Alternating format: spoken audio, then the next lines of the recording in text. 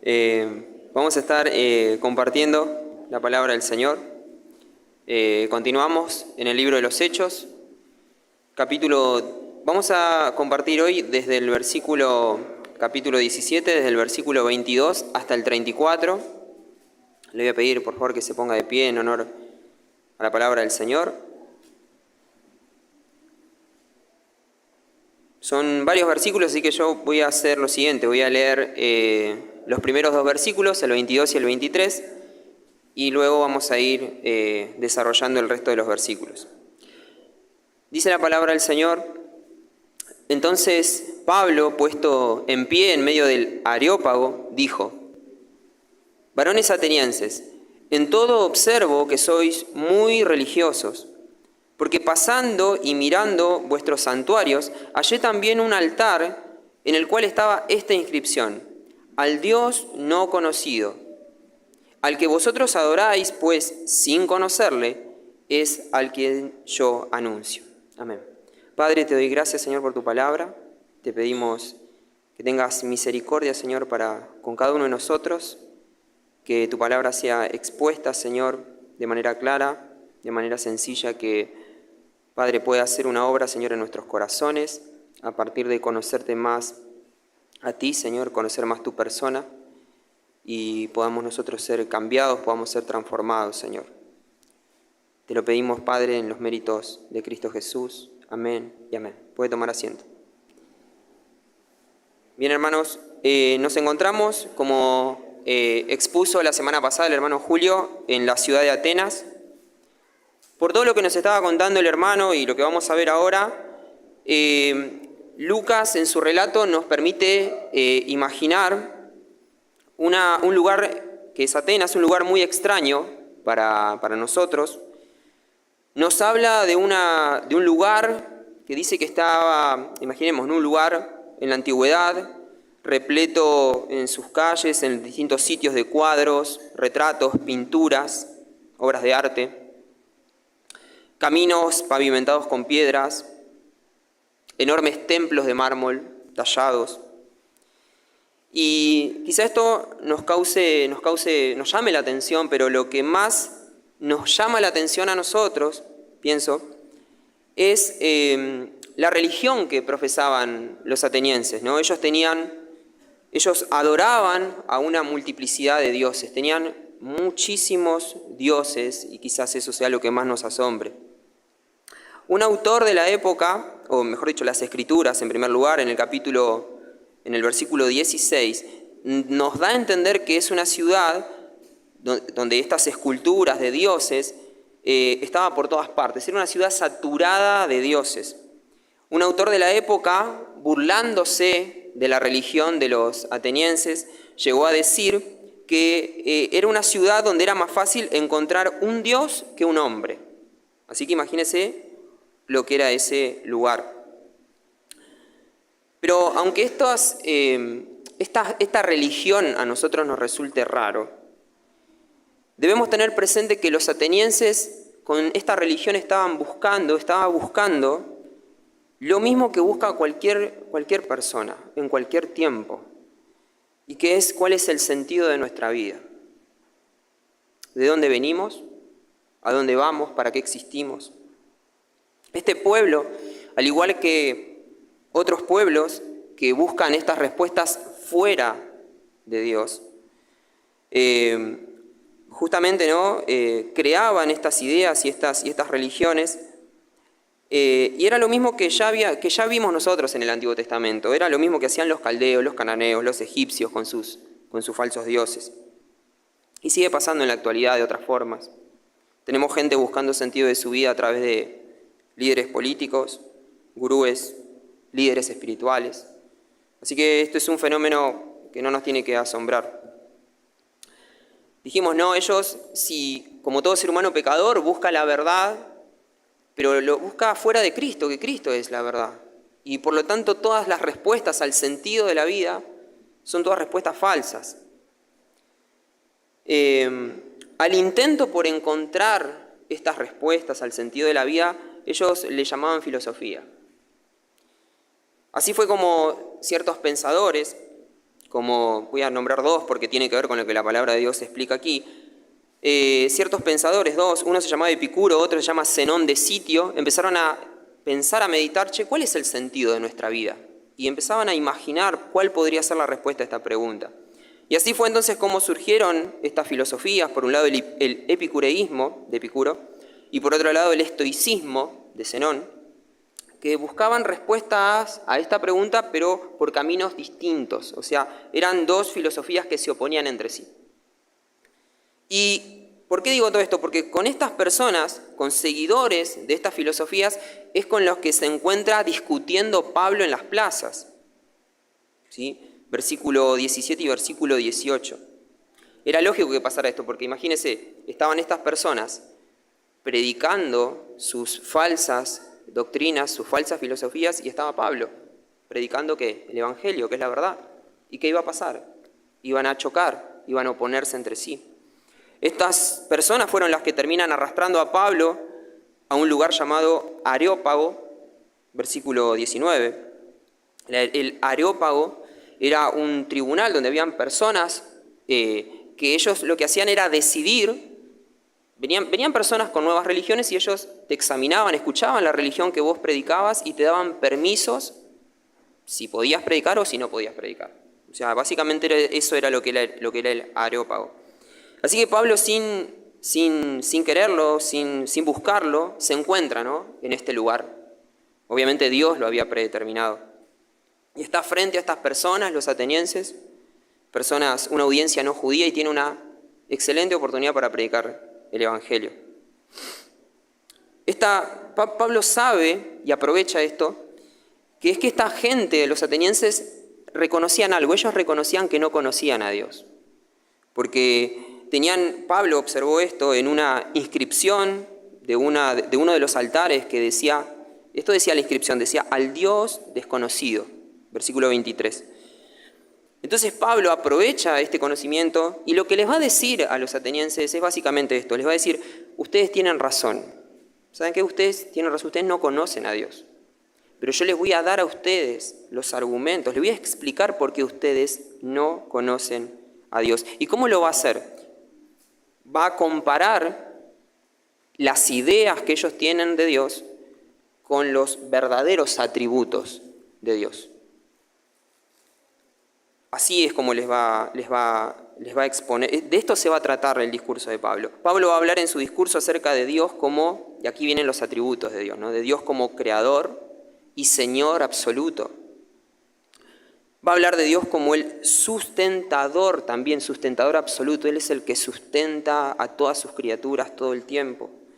Va a hablar de otro atributo de Dios, que Dios es relacional, o sea que Dios quiere tener una relación con sus criaturas, quiere tener una relación con nosotros, una relación personal. Va a hablar de Dios como un Dios inimaginable, es decir, un Dios que no puedo concebirlo yo desde mi razón. Y va a hablar de Dios como un juez justo también.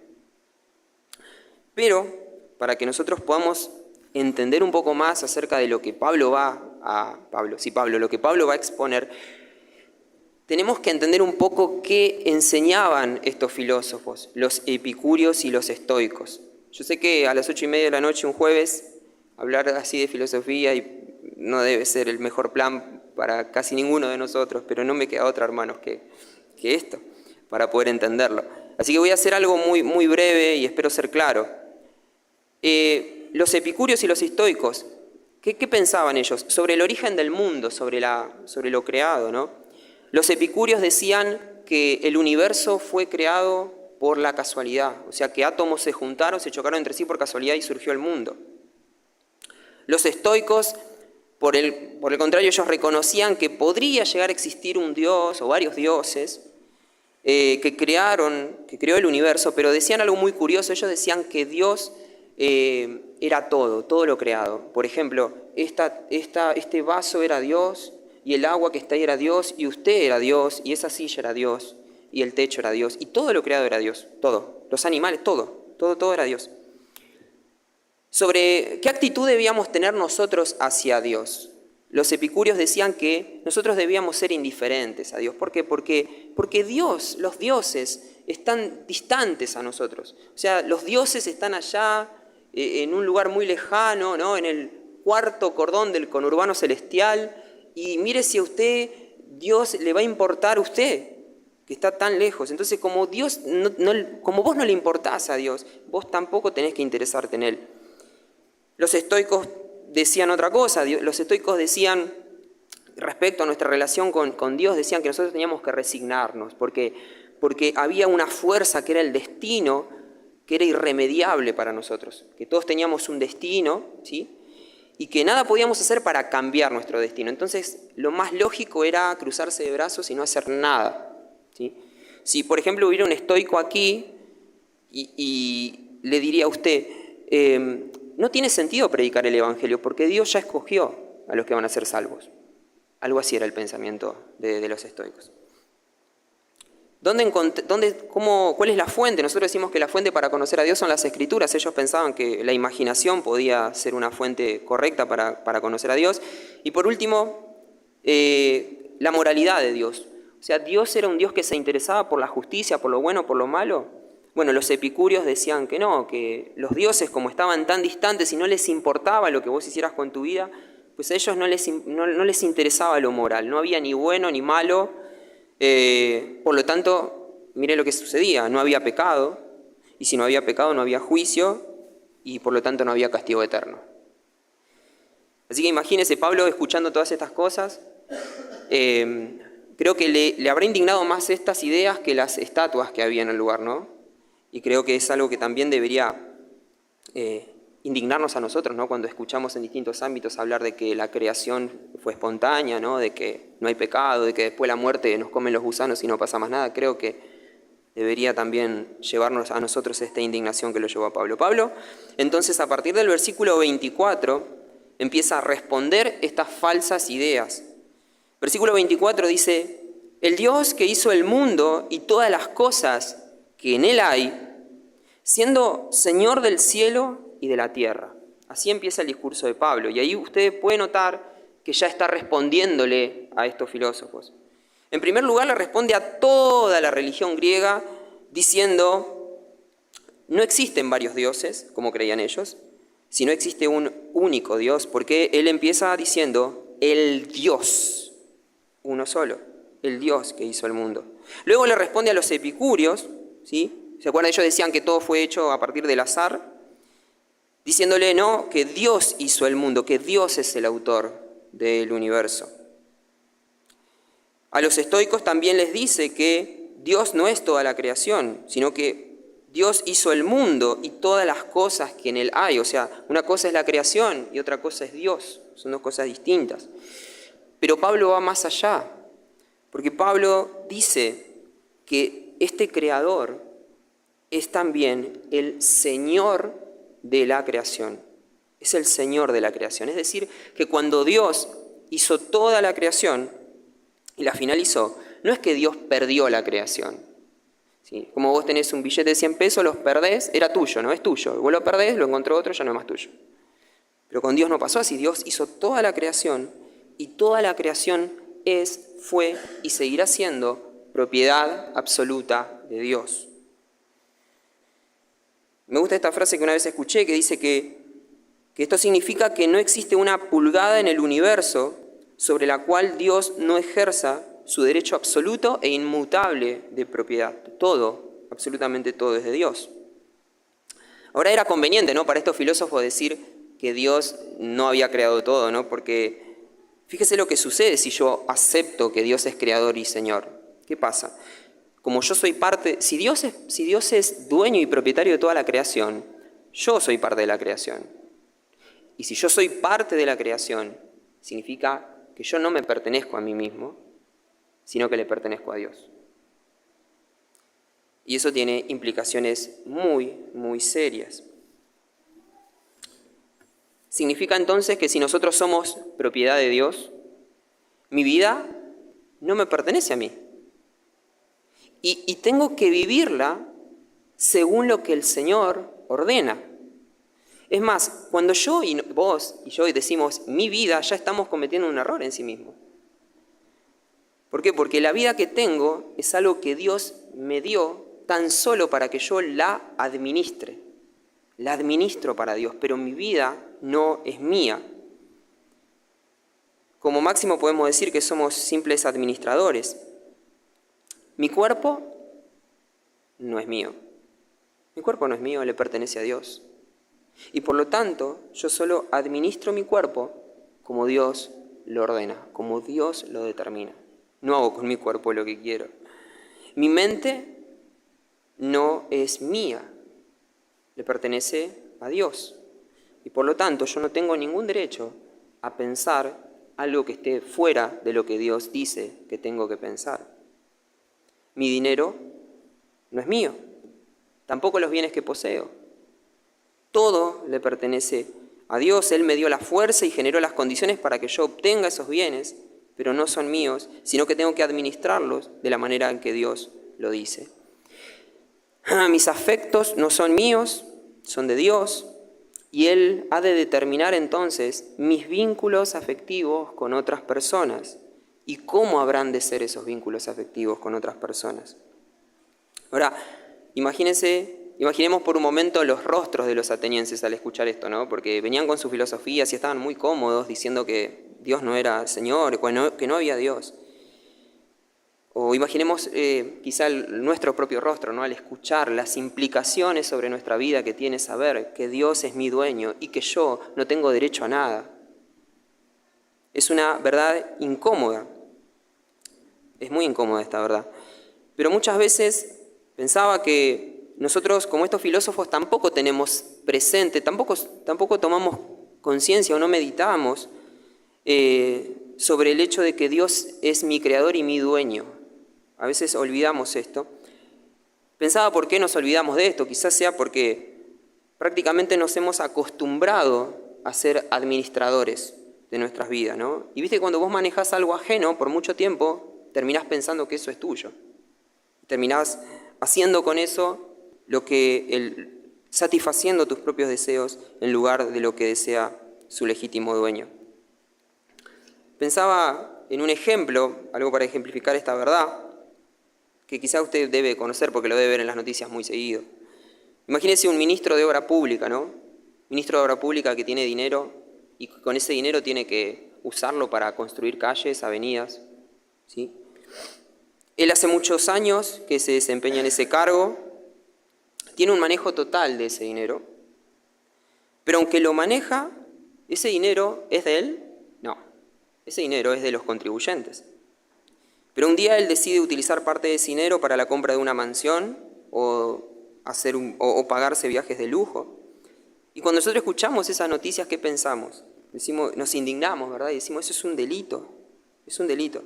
Pero el mismo delito, el mismo pecado, cometemos cada uno de nosotros cuando usamos nuestro cuerpo, nuestra mente, nuestro dinero, o establecemos relaciones para otro fin que no sea la gloria de Dios. Es el mismo delito y es el mismo pecado. Así que ahí está la respuesta de Pablo hacia estos filósofos y también creo que hacia nosotros. Versículo 25 dice, voy a leer una parte, Pablo dice, Él, hablando de Dios, Él es quien da a todos vida y aliento y todas las cosas, y de una sangre ha hecho todo el linaje de los hombres para que habiten sobre la faz de la tierra, y les ha prefijado el orden de los tiempos y sus límites, y los límites de su habitación para que busquen a Dios, si en alguna manera palpando puedan hallarle, aunque ciertamente no está lejos de cada uno de nosotros.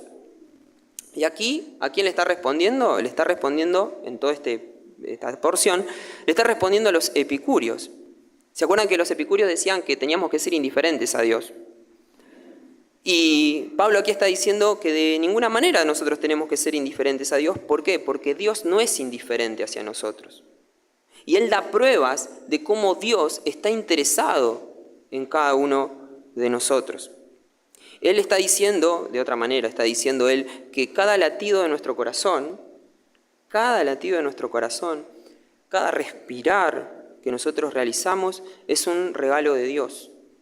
Es más, cuando Pablo dice que Dios ha prefijado el orden de los tiempos, lo que Pablo está diciendo es que Dios ha configurado las estaciones del año, invierno, verano, otoño, primavera, para que la tierra pueda dar los frutos que nosotros necesitamos para poder subsistir.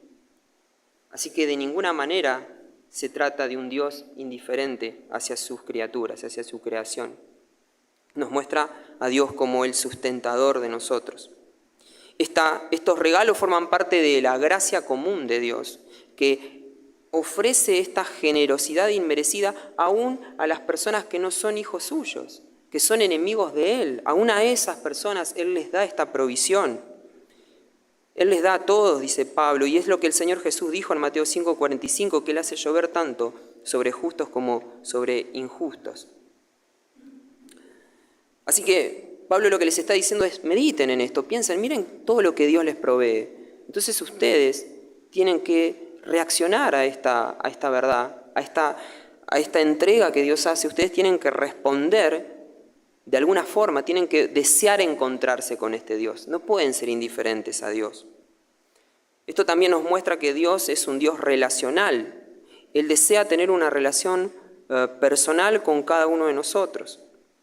De hecho, este es el propósito por el cual vos y yo fuimos creados.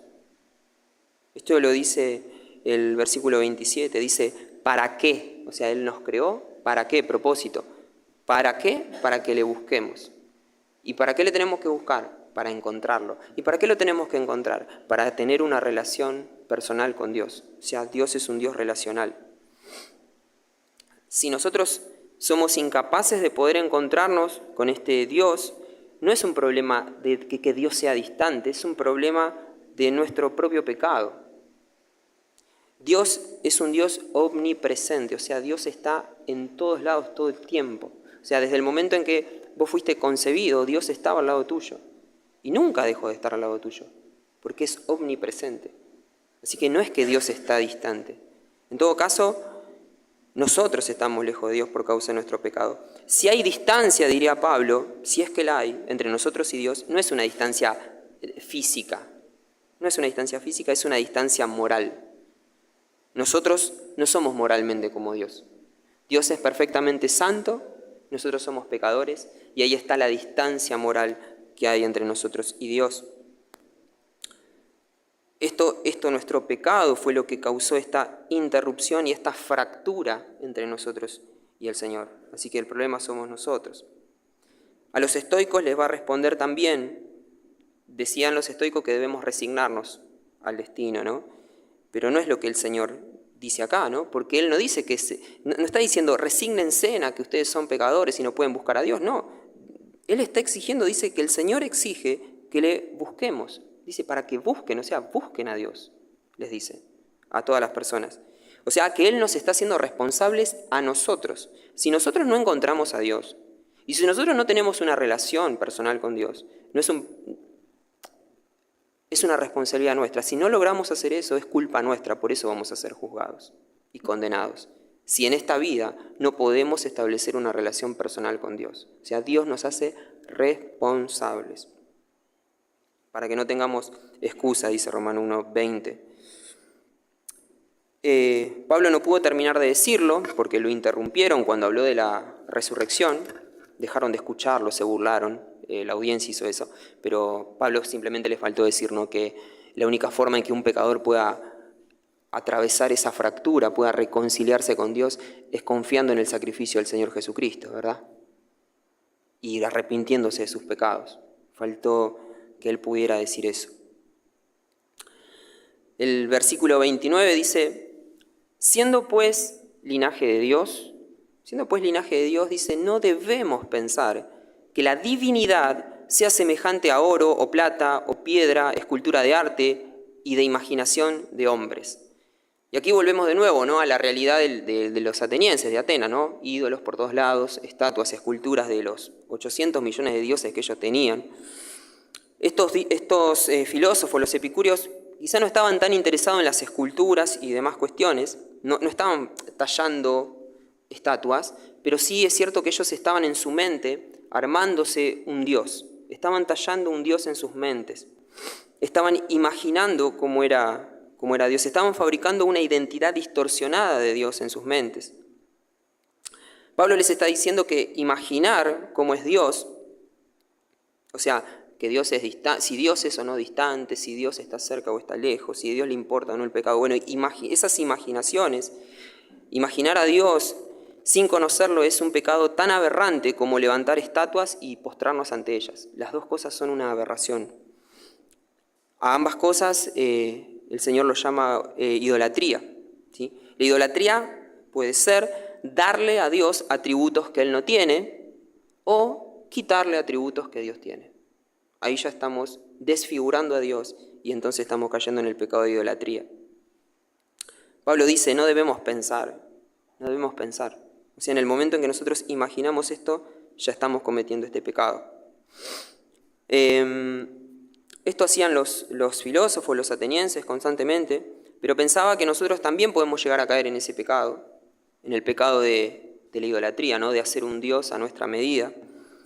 Creo que nos pasa cuando comenzamos a conocer al Dios bíblico, ¿no?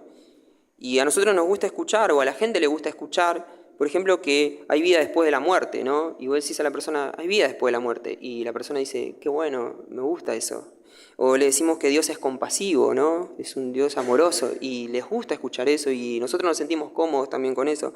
O cuando leemos o decimos que Dios quiere lo mejor para nosotros, ¿no? Pero cuando decimos que y ampliamos y vemos otros atributos de Dios y decimos que hay vida después de la muerte, pero que después de la muerte también hay vida eterna, pero también hay un infierno eterno, eso empieza a ser más incómodo. Cuando decimos que Dios es compasivo, pero que Dios condena a sus enemigos, empieza a haber incomodidades.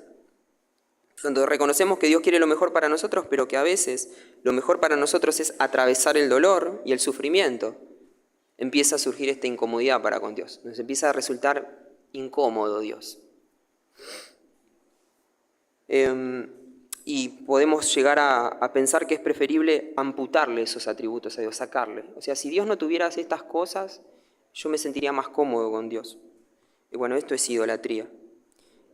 Hay formas muy variadas de caer en este pecado. Uno puede ser la censura, puede ser evitando hablar de ciertas porciones de la Biblia que no queremos aceptar, o sea, saltear algunos versículos, ¿no? Otro puede ser quizás torcer las Escrituras intencionalmente, torcerlas para que se acomode la Biblia a mi estilo de vida y no yo a lo que la Biblia dice. Otro puede ser no torcer las Escrituras y no censurarlas, pero escuchar los pasajes de las Escrituras y hacer oídos sordos a aquellos pasajes donde claramente Dios nos explica qué es lo que le está desagradando en nuestra vida, de algún hábito, algún deseo, algún pensamiento nuestro y nos negamos a cambiar. Así que las formas son muy variadas. Vamos al versículo 30, dice, pero Dios, habiendo pasado por alto los tiempos de esta ignorancia, ahora manda a todos los hombres en todo lugar que se arrepientan, por cuanto ha establecido un día en el cual juzgará al mundo con justicia por aquel varón a quien designó, dando fe a todos con haberle levantado de los muertos. Y aquí Pablo también, ¿no? Buscando que ellos se arrepientan de su idolatría, presenta otro atributo de Dios que es su misericordia. Pablo, cuando está diciendo que Dios pasó por alto los tiempos de esta ignorancia, lo que él no está queriendo decir que él hizo la vista gorda al pecado de los atenienses, a tantos años y años de pecado, de idolatría. No está diciendo eso Pablo. Lo que él está diciendo es que Dios, habiendo podido condenarlos de inmediato por sus pecados, lo que Dios hizo se restringió, eso es, pasó por alto, se restringió del castigo. ¿Para qué? Para darles oportunidades para el arrepentimiento. Eso es lo que está diciendo. Sin embargo, esta orden no era solo para los atenienses. Miren que el texto no dice manda a los atenienses, dice que Dios manda a todos los hombres, a todos, a que se arrepientan. Es decir, que todos nos debemos arrepentir de este pecado. Este pecado lo hemos cometido todos. El pecado de crear un Dios a nuestra medida es un pecado que todos lo hemos cometido. Porque fíjese que crear un Dios a nuestra medida nos permite a nosotros no someternos al señorío de Cristo. Es una estrategia excelente para evitar rebajarnos y someternos al señorío del Señor. Pablo también explica por qué debemos arrepentirnos. Él les dice que debemos arrepentirnos, que este arrepentimiento es urgente, porque si no nos arrepentimos de nuestros pecados, nos vamos a presentar con todas nuestras culpas delante de un juez que es justo y que seremos declarados culpables en un juicio en el que toda persona va a tener que compadecer. Todos vamos a tener que enfrentar el juicio de Dios, está diciendo Pablo. Apocalipsis 20:12 dice: y vi a los muertos grandes y pequeños de pie ante Dios, y los libros fueron abiertos, y otro libro fue abierto, el cual es el libro de la vida, y fueron juzgados los muertos por las cosas que estaban escritas en los libros según sus obras. Apocalipsis 20:12. Lucas cuenta también en Hechos, del versículo 32 al 34, para ir finalizando, ¿no?, que hay tres reacciones. El auditorio reaccionó de tres formas diferentes ante esta exposición de los atributos de Dios. O sea, Pablo les dio a conocer, le dijo: Dios es así, de esta forma, y la gente tuvo tres reacciones. En primer lugar, tenemos tres grupos, ¿no? Unos se burlaron, el primer grupo. El segundo grupo dice que respondieron: te oiremos más tarde. Después, más tarde te oiremos. Y un tercer grupo dice que creyó. Y tanto yo como ustedes, hermanos, estamos ahora, por ejemplo, siendo expuestos a los atributos de Dios, ¿verdad? Y sí o sí nosotros vamos a encajar en alguno de estos tres grupos. De los que se burlan, de los que dicen: bueno, después oiré, después cambiaré, o entraremos en el grupo de los que creyeron. Ninguno de nosotros creo que se va a atrever a burlarse aquí públicamente, como lo hicieron algunos atenienses, porque nos daría vergüenza. Así que me quedan dos grupos más. Me queda el segundo grupo. Si nosotros volvemos a casa y comenzamos el día de mañana sin replantearnos cómo estos atributos de Dios deberían cambiar nuestra vida, entonces pertenecemos al segundo grupo. El grupo que decía: más tarde te oiremos. En otra ocasión me voy a predisponer a ser transformado por la palabra de Dios. Si nosotros reaccionamos de esta manera, si nosotros reaccionamos así, es porque en realidad no hemos creído verdaderamente en los atributos de Dios. Porque, ¿sabe qué pasa? Cuando una persona realmente cree en los atributos de Dios, cuando una persona conoce más a Dios, inevitablemente es imposible que esa persona no sea cambiada. Así lo dice 2 Corintios capítulo 3, versículo 18. Dice, cuando una persona va conociendo más a Dios, dice: nosotros todos, mirando a cara descubierta, como en un espejo, la gloria del Señor, somos transformados de gloria en gloria en la misma imagen. Así que cuando nosotros conocemos más a Dios, nosotros somos transformados inevitablemente, si realmente hemos creído en sus atributos. Y esto fue lo que le ocurrió al tercer grupo, que es mi deseo, y creo que el deseo de todos, de que nosotros podamos pertenecer a ese tercer grupo: Dionisio y Damaris. Ellos conocieron al verdadero Dios y no volvieron a ser los mismos. Ellos abandonaron la falsa religión y comenzaron a relacionarse con su hermano, ahora era su hermano en Cristo, Pablo, ¿no? Versículo 34. Así que es inevitablemente que seamos transformados.